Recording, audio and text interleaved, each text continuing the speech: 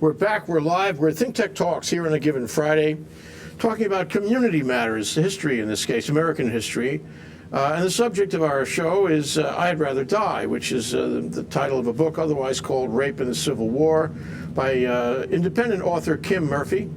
And she has just finished this book after 7 years of research, and she is releasing it in January, I think. Welcome to the show, Kim. Thank you. Great to have you here. I'm so excited because I think this book is a national quality book, and we like to cover national quality stories, so I'm glad we made connection with you. Anyway, so I would like to talk about the background for the book. You have written other books about the Civil War, I suppose in your role as an independent and historical author, which is really saying something. What is it to be an independent author? I don't know. It's just that I do my own thing. I do it, write what I feel at the time that I feel like writing it.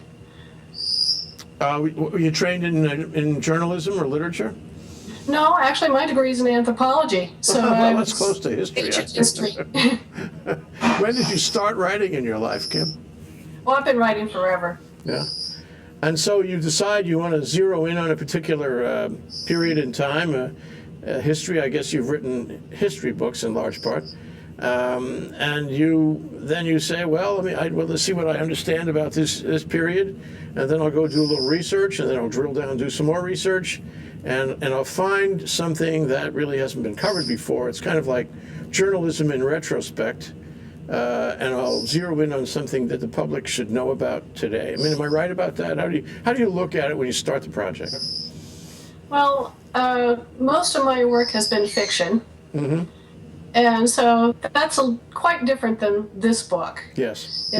It's a matter of, well, characters come to me or a certain kind of story, and then I just take it from there and then do the research. Where this book came from my other books, in the sense that I did the Civil War, and when I first started researching my Civil War fiction, I listened to what the historians said. I didn't question the fact that they were saying that it was a low-rape war. And just the more I researched, the more I questioned their findings, or lack thereof, because they never actually researched it. They just romanticized the era. That's okay. That's really interesting.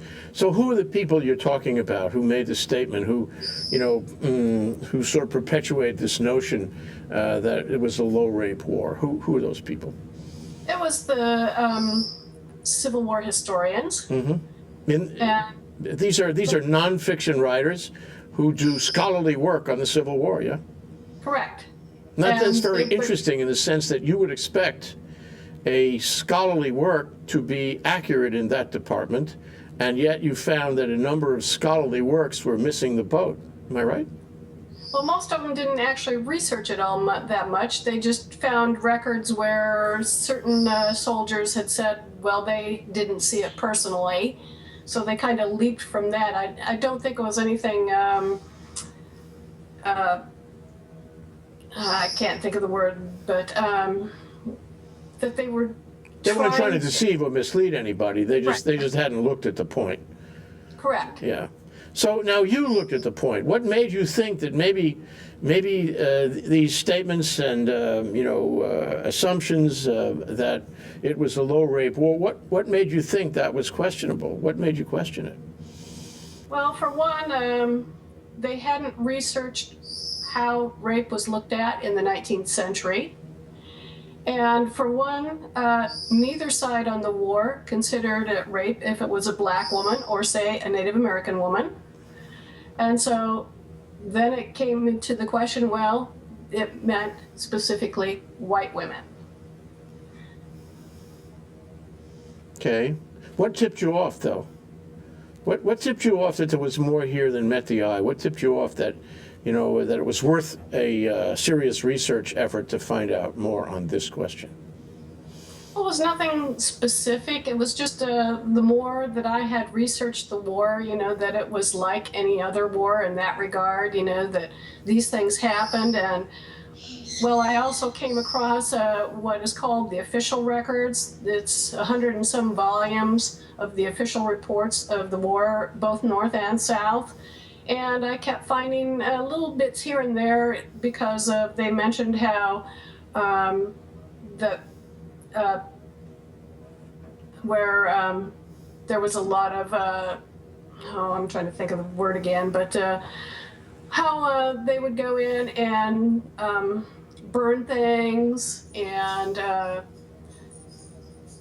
do all sorts of things to the citizens, but it was the rape that they ignored, and that was the only crime that the historians seemed to ignore. And it was throughout the official records where it was mentioned with all the other crimes. Mm-hmm. Interesting. So you started out writing for fiction, but then you did research for what might have been a Civil War novel, and then decided that there was enough here to do a nonfiction book on this issue. Is that what happened? Well, actually, I first had intended on only writing an article. Mm-hmm. And so I was going with some of the secondary sources and, as I mentioned, the official records. And as a matter of fact, I did write the article, and I found a Civil War magazine to publish it, but which is no longer around. And it took them a year to even publish the article, and by that time, then I had built a database. Mm-hmm. And I was finding more and more instances of rape in the war. And so when I did the database, filled this database, then I realized this was more than an article, that it was a book. Right. Did they ever publish the article? Yes, they did. And as I said, it was about a year after my submission, and as I said, it's a now defunct magazine. Oh, okay, too bad. Well, now I'm holding the book. I'm holding it up for the camera. Okay, this is Kim Murphy. I Had Rather Die, Rape in the Civil War. This is not actually released yet, as I understand. It's going to be released next month. Yes. And it shows it's going to be released January 2014 by Coachlight Press. Correct. That's great. And it's a scholarly work. It's loaded with authorities on it. And it's 160, 70 pages, so that's serious work. I wonder, you said you spent 7 years doing it. Aside from the record of the war, where else did you go for your primary materials? Well, I looked at the period newspapers. Mm-hmm. That was my initial research. As I said, the official records and the newspapers, and I came across some of the diaries and letters. And then my primary research, though, was when I got into the court-martial records at the National Archives in Washington, D.C. So you traveled to find materials for this book? Correct. I mean, I only live a couple of hours from Washington, so it was easy for me to, fairly easy, I should say, going in there and pulling the records. You know, you wish you could go back in time and do interviews, but I don't think you can do interviews for a book like this, can you? Who can talk to you? You have to go on the basis of records only. That's, Right. you'd like to be able to just call somebody up and have them tell you what happened, but that's not available. Okay, well, and then putting it together, what format did you follow? What style of organization did you follow? I mean, I'm looking at the table of contents on it, and you start with the concept of rape laws in the 19th century, rape during this war, an overview of rape in the Civil War, and then talk about black soldiers, white soldiers, and the death penalty, and then black victims. It's very logical. Black victims. In each case, you have a quote: white victims, gang rape, and Confederate rapists. So it sounds like, just looking at that you focused more on rape by the North against people in the South. Am I right? Correct. Yeah. So And that's because the records were available, where the Confederate records, so much was lost because they burned Richmond before, when they were abandoning the city. Yeah. Oh, that would have been a real treasure trove to find their records too. It was a tough war. And I don't think people realize it. And that's why the play, and maybe there's a movie made of the play called Andersonville was popular. This must be 20 years ago.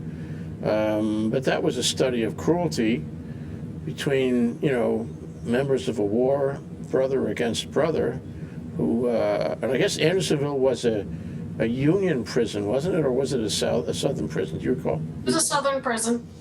Say it again? It was a Southern prison. Southern prison, and the Union was in there, and they were Right. beat up something awful, so much so that it became history. And I suppose looking at Andersonville, you can kind of see some of the brutality of the war, and it changes your mind. If you thought this was a war of brother against brother with a lot of, I want to say, understanding and sympathy, and special moments of connection between the North and the South, maybe not so much. I mean, they were bad to each other. They were nasty to each other, and Andersonville shows us that. Right. Well, it was a war. It was a war, right? You can never forget that. It was a war, and war is life and death, and war is the pits. Correct. Why do you suppose, Kim, that this particular aspect of the war, the rape aspect of the war, wasn't covered? Why do you suppose the newspapers did not really reveal it? Why do you suppose it was so hard to find when it was an element of an unpleasant war? Why wouldn't they talk about it? Well, there was propaganda. I mean, like any war, there was propaganda about it, and it was a matter of, well, that would anger the men on that side to go out and fight for the cause, so to speak. But as far as the actual rape cases, the reason why there was so much is because most of it was never admitted to. I mean, if women were raped, they usually didn't even have any idea on who they should report it to. Yeah, who do you go to when there's nobody around that is an authority that will take care of it? They're in the battlefield. Which is why most of the records that we do have are during occupation. And that's because that way they could get the officers necessary to form a court-martial and have a hearing. But if it was like a time of battle and the army was on the move, they couldn't get them together. I mean, even if the victim could find who to report it to. Or even know who did it. I mean, identify him. Right. Well, that was another problem because I mentioned cases where in fact, the name of the book, that particular case where the woman said she would rather die than to have been raped. In that particular case, she reported it to a sympathetic general, and he did inform her. Out of, 10,000 men, the likelihood of finding out who did this was very small, but it just so happened the guys happened to brag about it, and so he got him. Interesting. Well, that's not too different from what might happen today in a similar war. I just also, you must have gained an understanding of what rape was like in the 19th century, what it was like at the time of the Civil War. Whether, forget about the war for a minute, just rape as a backdrop for that period. What was it like? Do you have any sense of that? Was it commonplace? Was it prosecuted? How stiff were the sentences? What role did it play in the landscape?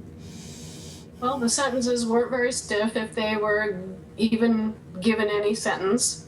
The biggest thing is that it came down from a 17th century judge who basically said that women lied about being raped, and that was the attitude of most of the courts.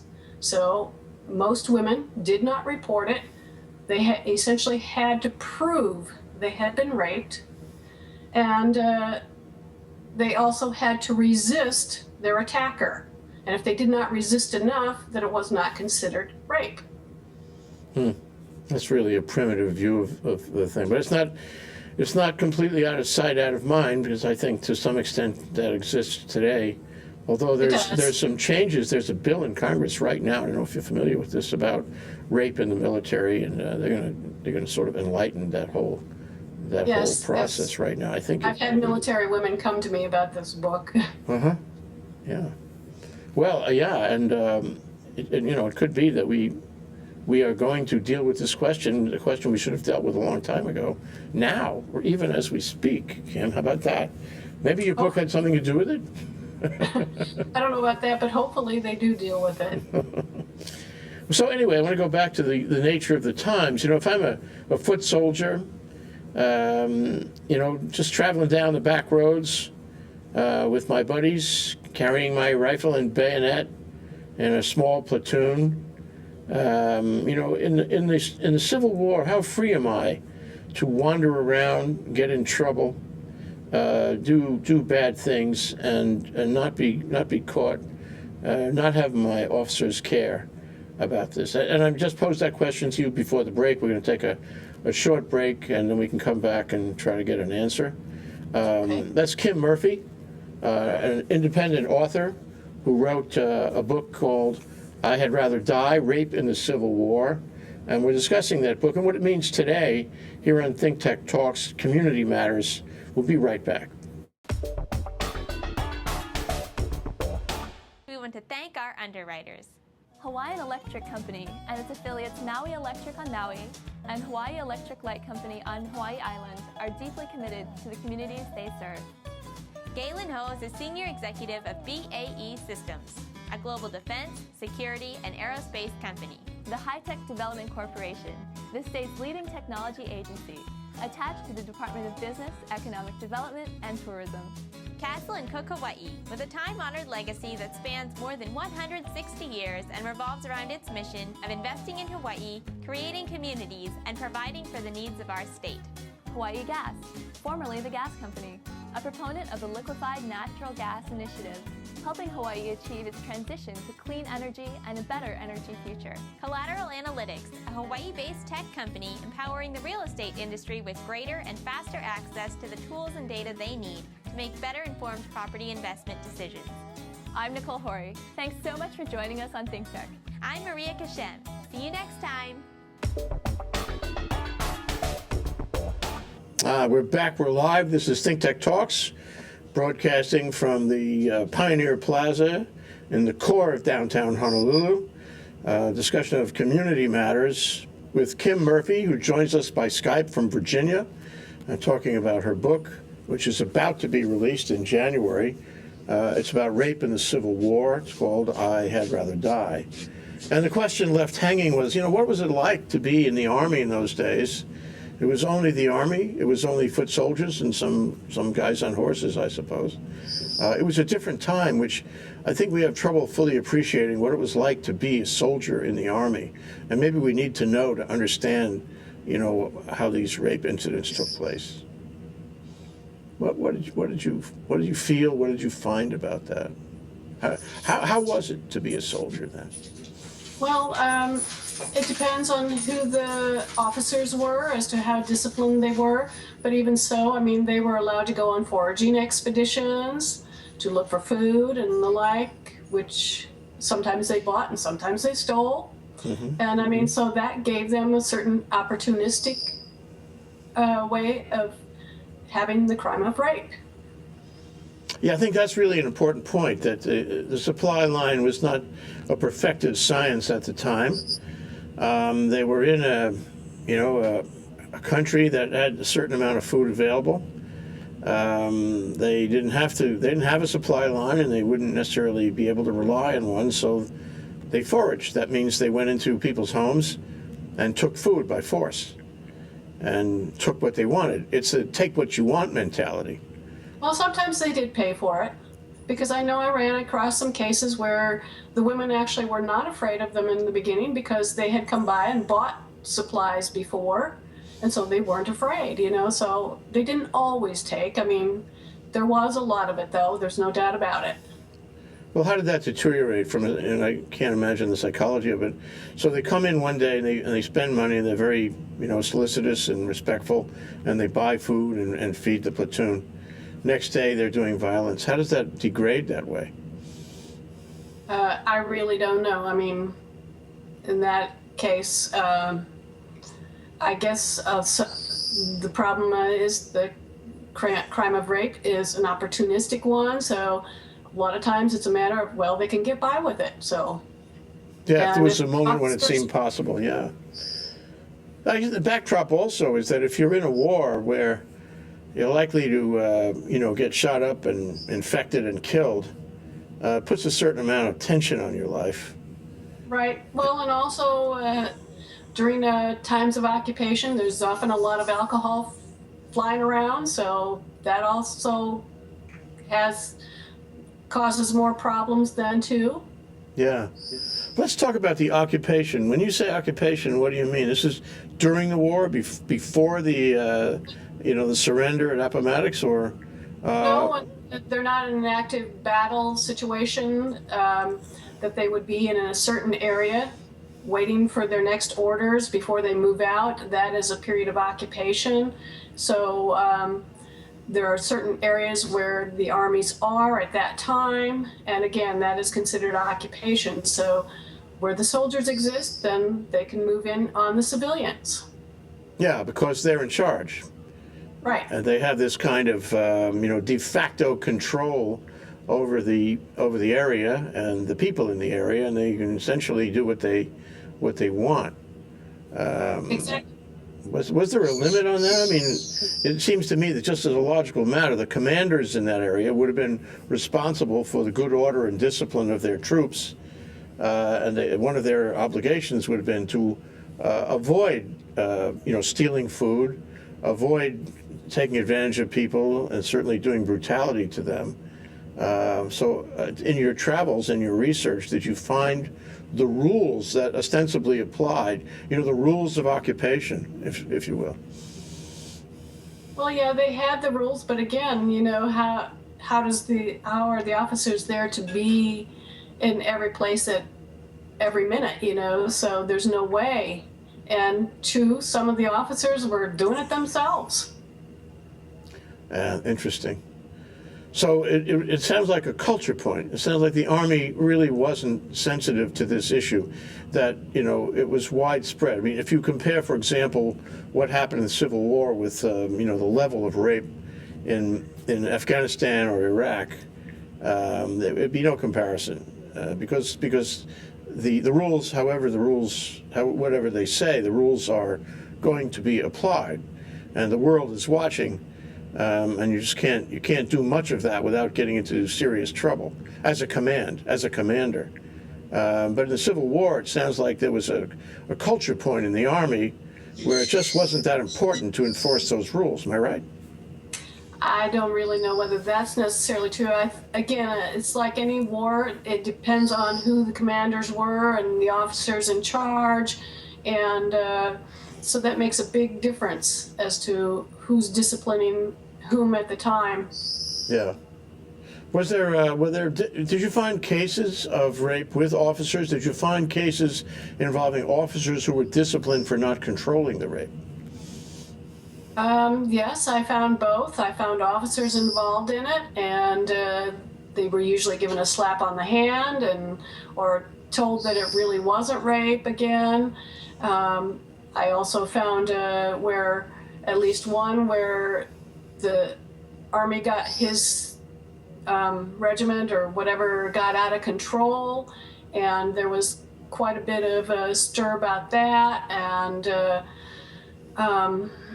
then the papers said, that there was mass rape going on, and then they dismissed it and said, it came down to one prostitute getting raped, so mm-hmm. They didn't believe it when it happened. Mm-hmm. Another piece of landscape comes to mind, and that's the story of Mary Surratt and how she was ultimately hung for mm-hmm. being involved in a conspiracy around the group that assassinated Lincoln. And right. I mean, to me, that shows me, and I'm interested in your view of this, it shows me that these were hard times in the sense that the Secretary of War, I forget his name, Seward, was it? Edwin Stanton. Stanton, yes. Stanton. He was determined to punish. He was determined to make an example of her. And these were times in which you couldn't win a war. They didn't think you could win a war unless you took hard positions, punished people, made it clear who was in charge and all that. These were times when the Constitution hadn't really been refined around due process and all the ethical considerations, ethical rulings of the Supreme Court that followed from the late 19th century to the 20th century. This was a pretty raw, tumultuous time in American history. and things like this could happen because the courts hadn't really organized themselves yet. Am I right? What do you think? I don't know that much about the courts. I mean, pretty much what I know is the military courts, and it's a matter of,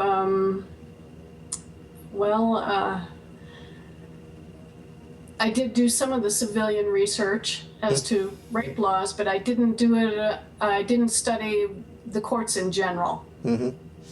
Yeah, and that Seward, in that, in the Mary Surratt case, the court-martial was subjected to inappropriate influence by Stanton, both on the finding of guilty and also on the death penalty that was awarded to Mary Surratt. Mm-hmm. And I expect that either when you have a situation like that, people are terrified of the courts. You go in front of the court and you have a fair chance that it'll be skewed somehow, and you don't anticipate true justice. That's why you wrote that some 30 soldiers, was it, in the Union were put to death, right, for rape. Uh-huh. But when you check the records closely, you find out that most of them, it wasn't just rape alone, that they usually were guilty of other crimes as well. Or as in the case of many of the black men, that most of them were guilty of gang rape.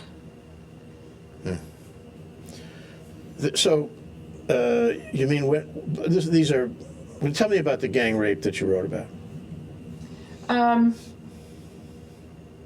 The black men, or just in general? In general. Because there actually were not that many records of gang rape, and I suspect a lot of that is due to, I'm guessing, because I don't really know, that most times when it was gang rape, it generally happened during battle situations, so they were never brought before any courts, because most of those I found in other records, and in fact they were thin even then. And so that's why I say that I really think most of those did not come forward. Mm-hmm. Yeah, so and what you have is the 30 cases that were the 30 cases of Union rape of women in the South resulted in the death penalty. And so I think everybody must have known that if you wind up in front of a court-martial on a rape case during the Civil War, there was at least a fair chance, if you were found guilty, that you would get the death penalty. That's pretty serious. I don't think that's true, though. I don't think that's true, because generally speaking, they did not give the death penalty for it. And as I said, the white soldiers who were executed, and I think there were 15 of them. Mm-hmm. No, it wasn't 15, it was like 13. But anyway, all but 2 of them, actually maybe it was 4, but most of them were guilty of other crimes. Were those who were guilty of rape alone. They were troublemakers from the start. And I know at least one had a desertion charge before he was ever accused of rape, and that was actually considered the highest reason to have an execution during the war, and that was desertion. Mm-hmm. So I guess what I hear you saying from all of that is that not enough soldiers were tried, not enough respect was given to the crime of rape, and the Army was under prosecuting. Correct. Yeah. Do we have an idea about how many rapes actually took place? I mean, are there any statistics that we could get a handle on? The dimensions of the problem. There's no way of knowing, because for the most part it was just never reported. So the fact that we can find any court-martial records on it is telling us something, because of the fact that these are just the ones that made it to the public eye. Yeah. Yeah. So what we can do is speculate as to how large the problem really was. Correct. And in fact, that we lost almost all of the Confederate records, so we're just touching the tip of the iceberg on this. Yeah. Yeah. It's hard to learn things from from what happened there, but I still would like to, after this break, I would like to sort of put it forward and see what we learned, what you learned from looking at these events in the Civil War, to apply to war in general, wherever it may be, a war among brothers, but also any war, and see what happens, what is predictable, and what can be done about it. We'll be right back. This is Think Tech Talks, Community Matters, talking with Kim Murphy, an independent author in Virginia who wrote a book about rape in the Civil War. We'll be right back after this break. I'm Hong Jiang, host for Asia in Review on Tuesdays. And I'm David Day, host for Asian Review on Thursdays. Both of us broadcast our respective shows at 4 p.m.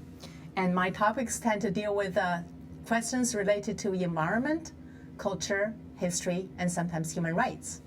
And my shows tend to be on international business, foreign policy, geopolitics, and national security. And you can watch our shows live on the ThinkTech website at thinktechhawaii.com. And you can also watch us on YouTube or Olalo. So come join us on Thursdays at 4 p.m. I'm David Day. And on Tuesdays at 4 p.m., I'm Hong Jiang. Aloha. Aloha. Okay, we're back. We're live. This is Think Tech Talks, broadcasting in Pioneer Plaza, the core of downtown Honolulu. Community Matters is our discussion, and we're talking with Kim Murphy by Skype in Virginia, talking about her book that's about to be released, I Had Rather Die, Rape in the Civil War. A very interesting topic, especially now going forward. We're so concerned about the rules of engagement in foreign countries, about occupational type military operations, and the way the military conducts itself. An issue of rape presently pending in Congress in the military, and exactly how that's handled. So we're going a little further. After the war was over, Kim, did you find any evidence of continued rape following the surrender at Appomattox? Because I would expect there was continuing occupation there, at least for a little while, before the government put together a program on reconstruction. So did you find rape by the Army in the same way after the surrender was over?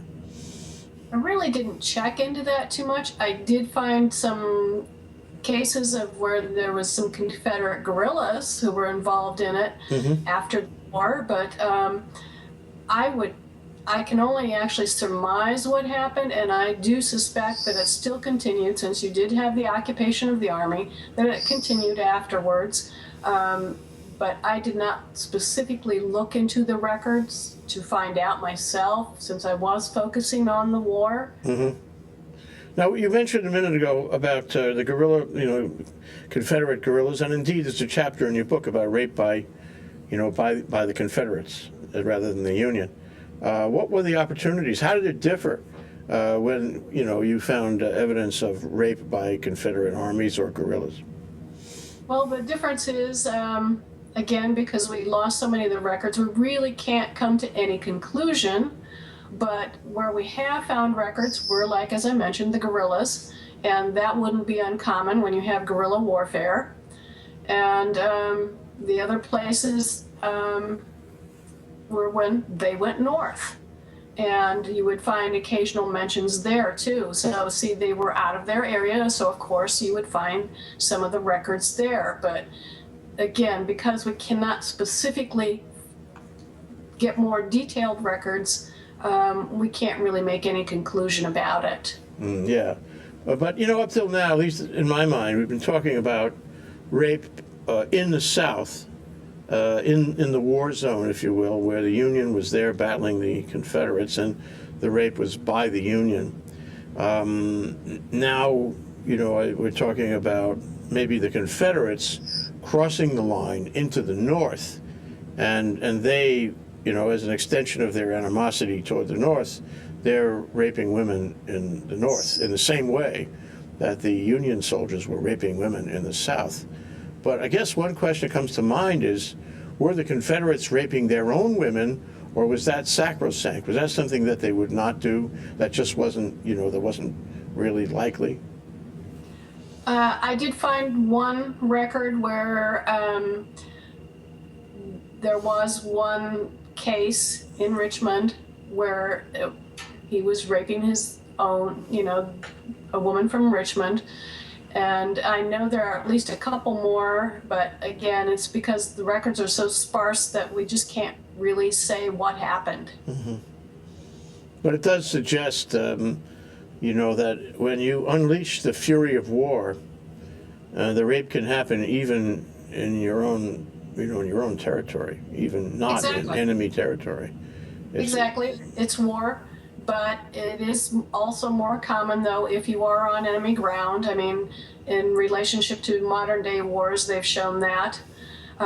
So I really don't know, though. I mean, because we don't actually have the records to say one way or another. Mm-hmm. Yeah, and I guess that means that in those days, record keeping was, we're so spoiled now. We have multiple copies of records. We have sources that are, that are all around us. We have electronic copies. We can find it immediately without standing up. In those days, the records were handwritten. They didn't have typewriters yet, no. And they were kept on paper that might not last forever. And there was no real secure way to preserve and protect them. And they could be burned along with, anything else you didn't want without a copy being kept. And so it's very hard to research anything that happened in the Civil War. It was always hard. Even back then it was hard, much less now. The paper was amazing, though. I mean, as far as many of the records I checked out, because they had very tough paper back then. So if they're kept correctly, I mean, some of them can look like they're almost modern, but, so they actually did keep a lot of records. So it was a matter of just what survived. Yeah, interesting. How do you find these records? I mean, that's got to be the brilliance of doing this kind of book.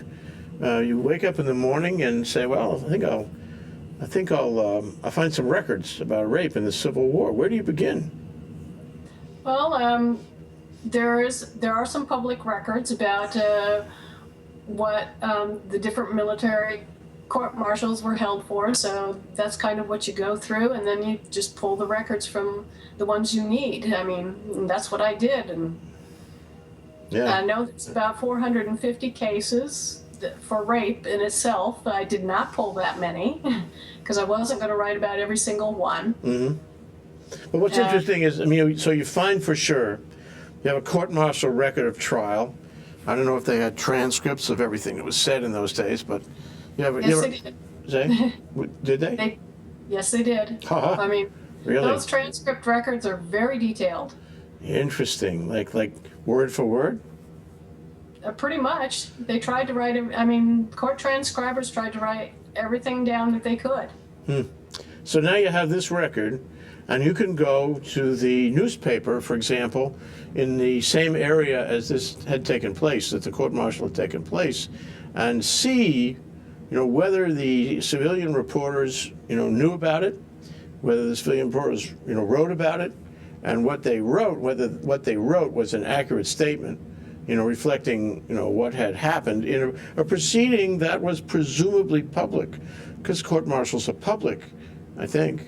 Did you find any of that? Did you find a kind of the mirror image, or at least some kind of parallel news story on what you found in the court-martial records?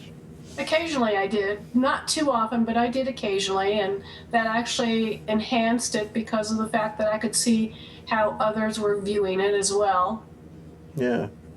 What about infamous cases? Were there any cases that were reported in the press and made into a big thing, headline stories, Joe Blow, convicted of rape, that sort of thing, involving maybe some high-level officers or women who were well-known, or cases that had received a certain amount of pretrial publicity? Did you see anything like that? And where did you see that, if you did? Not really, because rape was usually mentioned in passing, so it was usually just kind of like a paragraph if you found it in the newspaper, even if it was that much.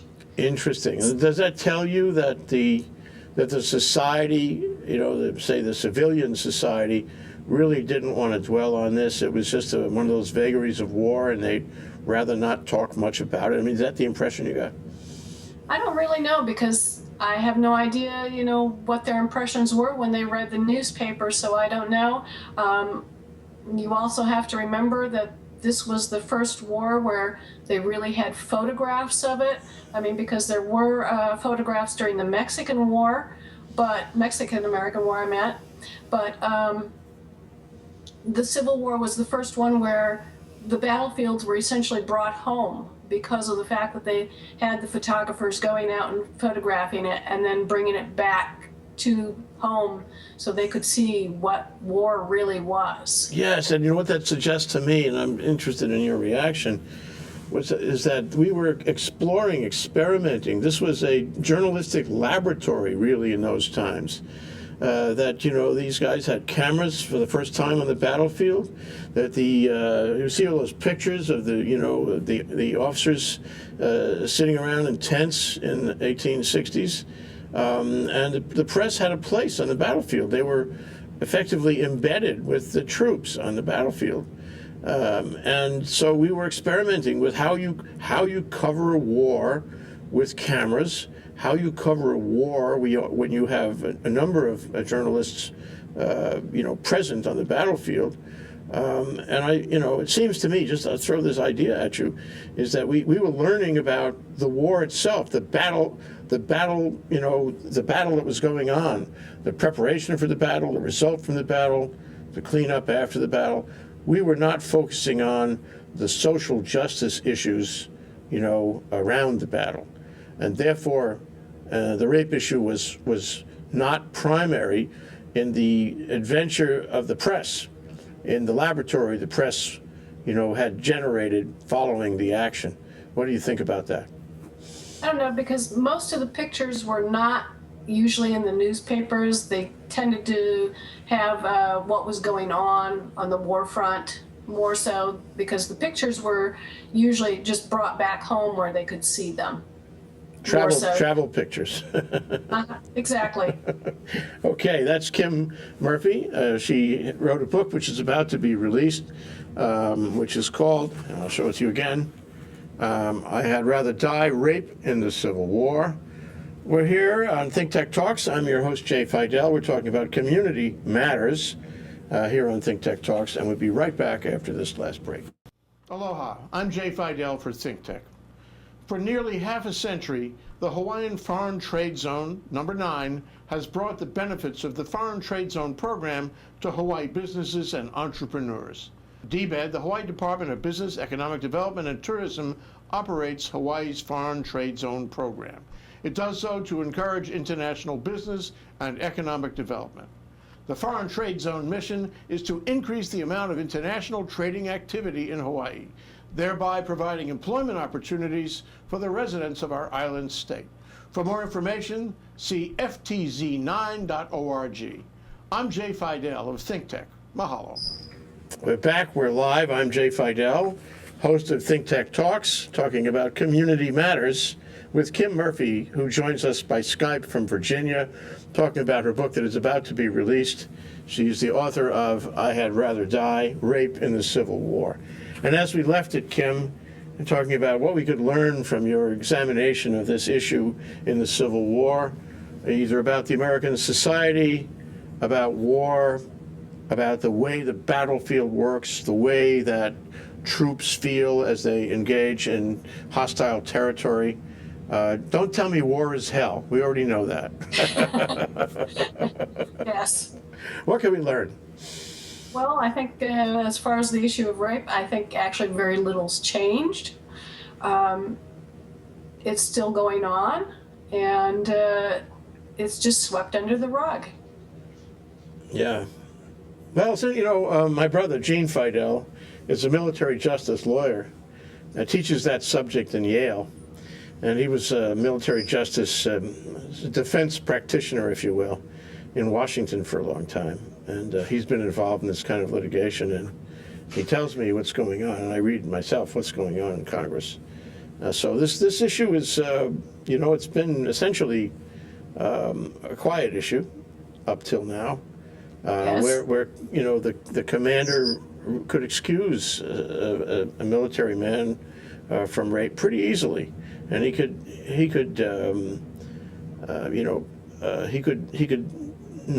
he could avoid giving the right level of respect to testimony by the victim.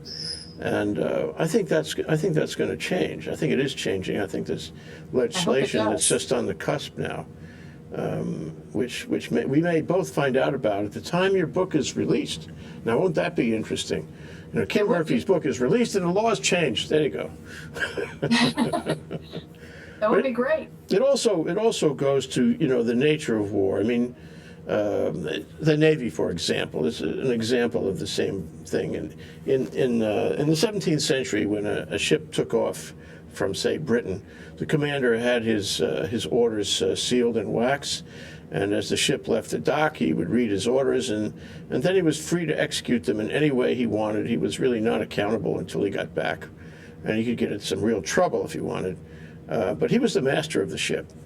That's an extreme example. Now the Navy is in touch with the White House at any given nanosecond, and it's not that you're at sea 6 months from any communication.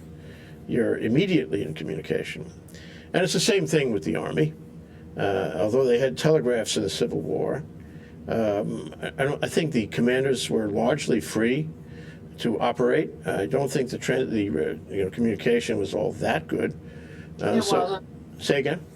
It wasn't that good. Say that. I didn't hear you. Communication wasn't very good. You were right. Yeah. So, I mean, what you have is the commander is, autonomous. He can kind of do what he wants because nobody's really holding him back. And so it's a war that doesn't have nearly the same level of control that a current war. I'm reminded of the killing of Ben Laden. They made a movie of it and all that. Those guys, were under control at every moment in the operation. They could speak and listen to instructions every moment of the operation. And, they may have gotten in trouble in some ways, but the fact is that the commander knew what was going on, and they knew he was watching them. This did not happen in Civil War, and it really didn't start happening until fairly recently. And so and then of course the other element that I just mention in this conversation is that we are more sensitive to public opinion in the hostile territory as well as public opinion around the world, which could develop in a matter of seconds. And so the commander would be very concerned about any unpleasantness like rape on behalf of of the United States or any developed country. He would want to avoid that because you lose in the court of public opinion. You're losing the war too somehow. So what happened in the Civil War, what you wrote about, has in large part it's no longer possible in the same degree. Still happens, on an ad hoc basis, I'm sure, but in the same degree with large numbers of unreported rapes, it's not likely. Don't you agree? I don't know, since I haven't really studied that much about modern warfare. I mean, I know that it was very common in the Vietnam War, but I have a difficult time believing that it's not a problem. Oh yeah, no, I'm sure it is. And as long as soldiers have to go out and fight and put their lives on the line and get into that macho thing that you need to have on the battlefield, it'll always be there. Young men are young men. But what reaction have you gotten to the book, so far? I mean, I know you've only published it among a small circle, but have you received any comments about it? I've gotten. So far it's been overwhelmingly positive that many women have been thanking me for writing it. I've gotten positive comments from men too, which actually has surprised me, but it's been good. I do expect some naysayers to come about because, again, they want to romanticize the Civil War, but it was a war like any other, and that's what people need to realize. Mm-hmm. What's your next project, Kim? I'm getting away from this kind of topic. I need something a little more lighthearted, so I'm going. I can understand that. I'm doing my fiction. I'm doing my 17th century fiction. Oh, great. Okay. Can you tell us a little about the plot you're working with? Well, it's actually a sequel to my book called The Dreaming Walks Through Mist. And it's, as I said, it's 17th century, and it's a mixture of the colonials and the Native American tribes. And again, that's something people don't really realize about. It's kind of washed under the rug, so it's one of those topics that I like to play with. Oh, good. Yeah, this is certainly a parallel. Kim Murphy, author of I Had Rather Die, Rape in the Civil War, here on Think Tech Talks, Community Matters, broadcasting from the Pioneer Plaza downtown in Honolulu, and Kim joins us by Skype from Virginia. Thank you so much, Kim. Thank you for having me. Aloha.